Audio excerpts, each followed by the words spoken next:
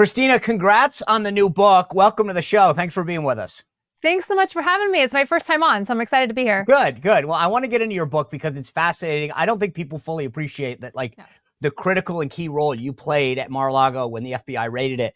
But before I get into that, last cycle, you were a key member of the election integrity section at the RNC. I just want to get a level set, a status on election integrity. Are we doing better? How much more do we have to go as we head into the midterms? And what concerns you?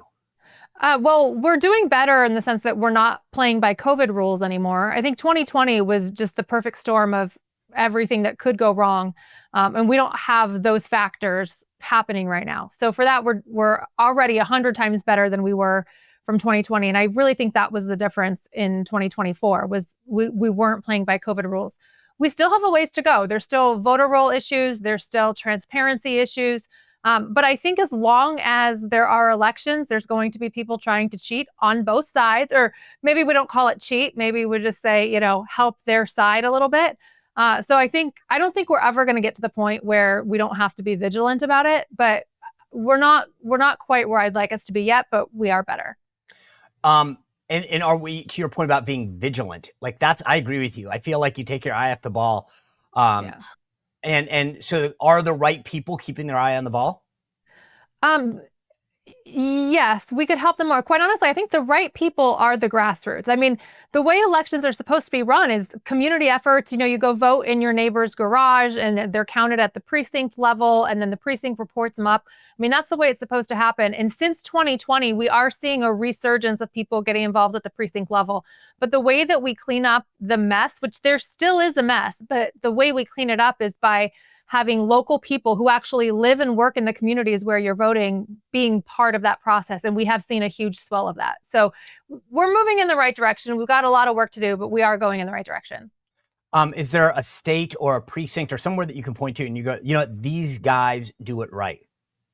Oh, gosh. I don't want to get anyone excited because as soon as I say that, something will all go wrong.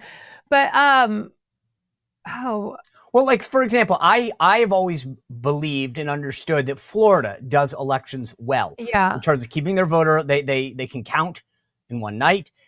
They do good with voter ID. I mean, but tell me I'm right or wrong. I look at Florida and say, you know what, these guys seem to do it right.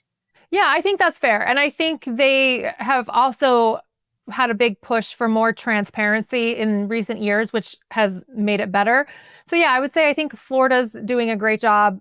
Unfortunately for me, I tend to look at all the places where we have problems. So I don't off the top of my head have great examples of great states, but Florida, I would say, is probably one of them. It's funny because you brought up COVID. And I think that to me is the perfect example of what happens when that was, they were just itching for a reason. Democrats were, to allow all of these reforms, so-called reforms that they wanted. Yeah. And it was the perfect, even Dr. Fauci, for as much as he wanted lockdowns, never said we couldn't vote in person. And yet we allowed this to happen. And I get a kick out of it because to me, it's as much of the crazy stuff that Fauci did, even he didn't say we needed to vote completely absentee. And yet Democrats were we're going to seize this as an opportunity to basically allow all of this voting, by mail or not in person or not use an ID. And people just took their eye off the ball and assumed that they had altruistic reasons. They wanted the best to empower people or to make them vote, as opposed to this was their way to skirt the system.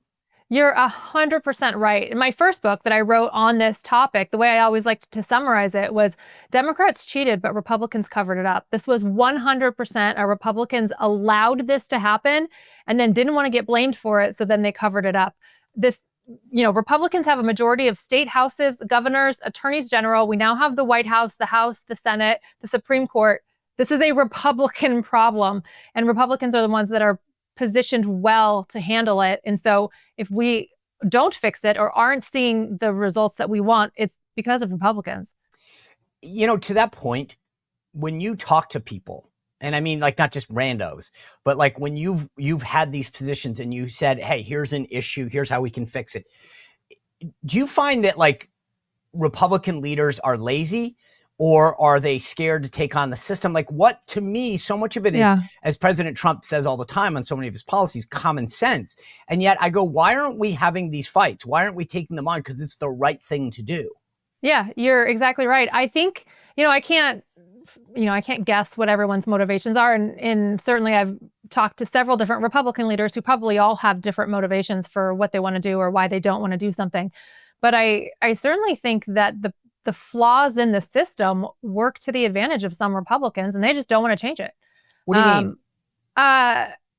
mean? Particularly in very red districts, where they're comfortable in their seat. That really is probably one of the least corrupt, but most likely problems that I see on the Republican side is Republicans get comfortable in their position and they're afraid if they make kind of a significant change that it will somehow disrupt their seat. So they recognize that in a more even-handed district where it might be +1 or -1, that we really need reforms to ensure that there isn't ballot stuffing or harvesting. They just don't want to make the change because they don't want it to impact their seat. So, I mean, I'm not pointing fingers at anybody, but I do think that it is a real problem on the Republican side. You're a lawyer. You've been involved in like legal stuff going back to your time in the Marine Corps.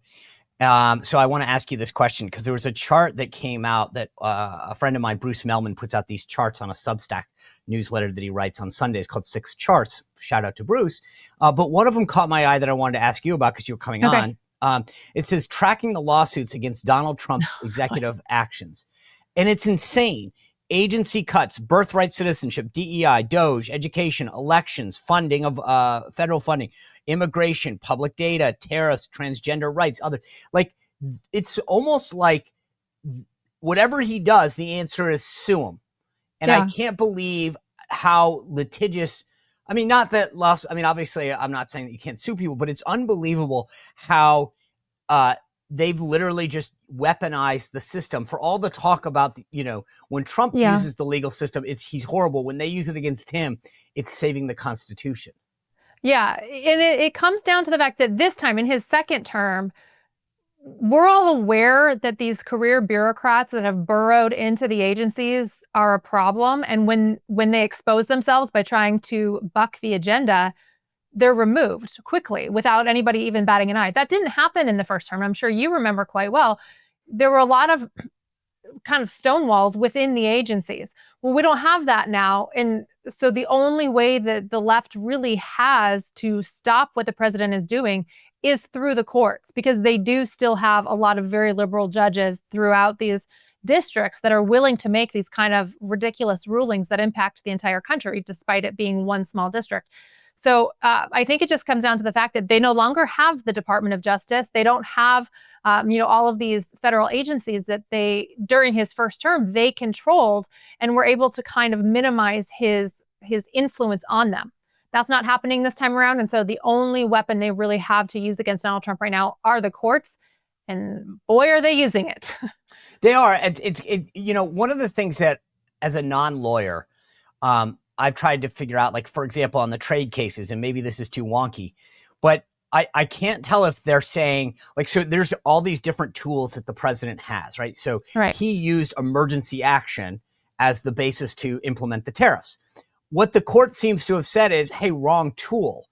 And that's what I'm wondering is like, there's other, like, for non-trade dorks, there's section 122, there's section 232, section 301 that allow the president to seek certain remedies.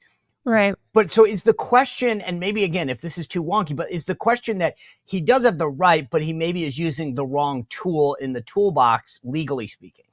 Well, I think that's the argument that they're trying to make, but the problem is it's not their call. It's the president's call. That's right. If there are tools that are available to the president, meaning different laws, different powers that the president has, that's his call to make. It's not the court's decision.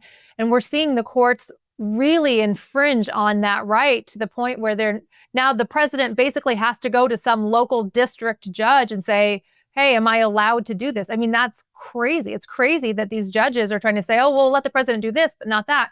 when it's not their call. So I firmly am looking straight at Chief Justice Roberts saying, when are you going to shut this down?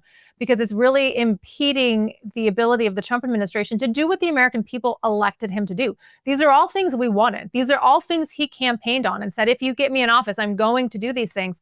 And he got elected resoundingly. And now he's having a hard time implementing his process because these liberal courts are saying, well, we don't want to give you authority to do that.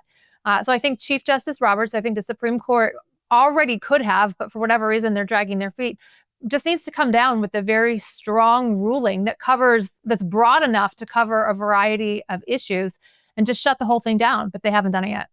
Yeah, it's interesting, though. I mentioned this a second ago. The president has sued some major media outlets. ABC, they settled with them. CBS is in the middle of apparently, if you believe the reports, trying to figure out a settlement with him because they selectively edited that Kamala Harris interview.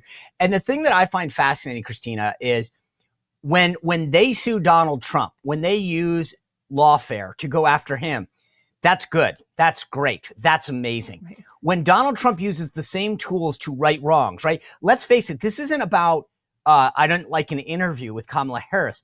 It was CBS and 60 Minutes editing an interview to benefit her in a general election, to put her in better light. Yeah. I mean, that's kind of why you hire, ad consultants. They say, let's make an ad, make you look really nice, get this message out of the American people. CBS, in effect, tried to put their thumb on the scale in the election by selectively editing an interview to make her look better. And when Donald Trump uses the judicial branch, the courts, to right a wrong, then that's a constitutional crisis. That's wrong.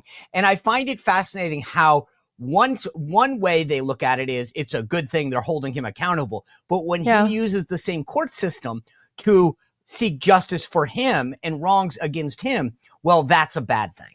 Yeah, it's a schizophrenic message. They want to be able to kick him and the rest of us whenever they want, but we're not allowed to fight back and we're not allowed to exercise our rights. I mean, the last 4 years, how many criminal cases and how many civil cases were brought against Donald Trump and his supporters? I'm still fighting a criminal case against myself. I'm a criminal defendant in Arizona right now, and nobody was crying for me saying the criminal justice system has been weaponized.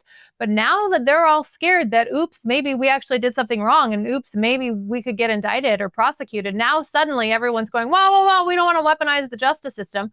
Too late. You already did. So I don't think they're going to get any tears shed from Donald Trump on their cries over this. They're not going to get any from me. But yeah, they can cry about it. I want to touch on your book. It's coming out in a couple of months. It's now available for pre-order. I've written 4 books. Donald Trump has been unbelievably supportive. He's endorsed every one of them. But he's never written the foreword to anything that I've done. Now, I will have to say, I didn't even know that you could ask the President of the United States. I think what stood out to me immediately, beyond the subject, and I want to get into this, I literally was looking when your book came out, and I'm like, the foreword is written by Donald Trump. And I'm like, I didn't even know you could ask for that. How did that happen? Yeah, that's so funny. Honestly, it wasn't my intention. So I had to meet with the president because a lot of the information is attorney-client privilege, right? Because I was a staff attorney for him at the time. And so I've got emails and text messages and everything you would want to know exactly about the timeline, how everything went down. But I needed his information to publish it because technically it was his information. And so I had a meeting with him. We were in the Oval Office and it was great. It was just a really nice connection again. And he was like, great, I hope the book does really well. And it just kind of fell out of my mouth. And I was like, sir, do you want to do the foreword? And he just thought about it for half a second and said, yeah, let's do it. And I think it was just because, he wanted the information out too. And so he wanted people to know, like, hey, this is actually what happened. She's got the receipts, check it out. So it just happened. And he actually made it happen. It would have been very easy for him to be nice in the meeting and say, oh, yeah, we'll do it. And then conveniently forget. But he followed up with me and he was like, did you get it? I want to make sure you've got the forward. So he's been absolutely amazing through this process. I'm so excited that he did it. And I'm excited for the American people to read what he wrote as well as the information I've taken from him and put in here. Christina, I don't know if you did the research on this, but this is the first, I know that he's endorsed a lot of books. Like I said, he's endorsed 4 of mine. Has he ever written a foreword? I honestly thought about looking and I was like, I don't want to know. Because if it is the first one, like that's too much for me. I can't take it. I'm so grateful. It makes sense though, because it's his house. It's his right. it is my story. It's my role in it, but it really is his story too. And so it makes sense and works with the book, but I'm so excited and too scared to like look up things like that. So I don't know.